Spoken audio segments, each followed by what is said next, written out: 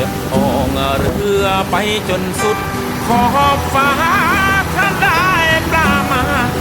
กลับมาคงโชคดีแม่ย่านางเรือโปรดดลบันดาลให้ลูกที